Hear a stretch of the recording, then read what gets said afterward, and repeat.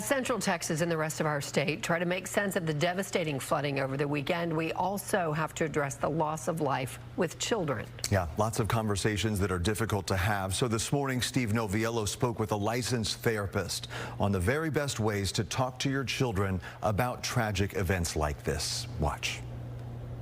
When events like disasters happen, it is a time of emotion and a time of grief for a lot of people. A lot of families now faced with the task of talking to their young children about what has happened. Annie Tam, a licensed professional counselor with MEND Counseling, joining me this morning. This is just heartbreaking for so many families. We are having this conversation in our house. I know a lot of my friends and neighbors are as well. I want to start with the idea of trauma therapy specifically. Is it important that I find somebody, if I need that kind of outside help, who has a specialty?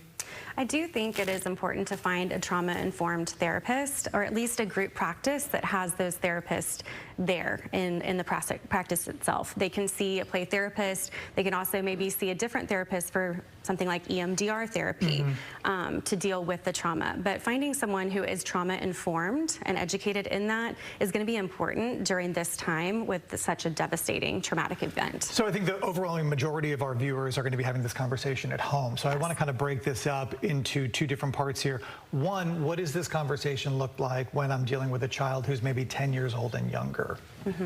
Yeah, so I think specific concrete language is going to be really important with your child. We tend to want to kind of soften it, use euphemisms, and this can be really difficult for a child to understand, especially a younger child. So making sure that we're using very concrete language with them, like, Sally, I have to talk to you about something traumatic that has happened. It's really hard. Sally has died. Using that language. They might ask about death and telling them that death means that Sally is not coming back. She can no longer, she doesn't breathe, she can't eat any longer. Right. It's really hard for a parent to use that language and to say these kinds of things, especially when we're grieving ourselves.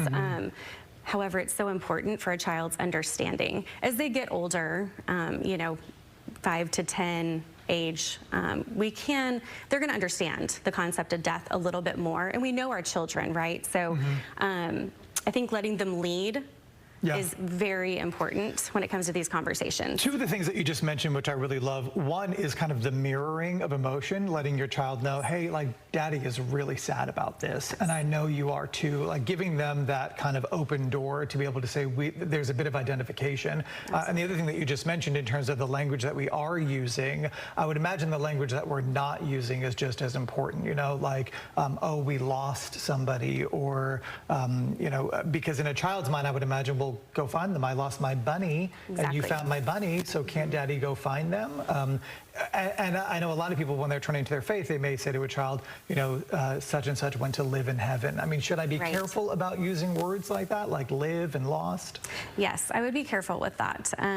You know, children really don't understand, like you said, like, I lost my bunny, and then you found it, right? So if we say we lost Sally, they're going to think that maybe they can come back, and they're going to have more and more questions around that. I think, you know, something we need to really remember is that grieving is a process. It is a process. We don't need to have all of the answers. I think so many parents they feel, you know, like they have to have all the answers right now, and we want to jump to action, and we want to jump in there, we want to fix things, we want our child to not hurt and not be in pain. And so remembering that grief is a process, it's going to take a lot of time. You mentioned religion, so, you know, that could come up. I think, you know, that again is going to be a process. I think sticking to simple truths is really important with your children. And I think it's also very important to just say, you know, I don't have all of the answers. Gosh, there is a wealth of information in there. We have a full link to that interview, to a grief counseling resources as well, included on our website, fox4news.com.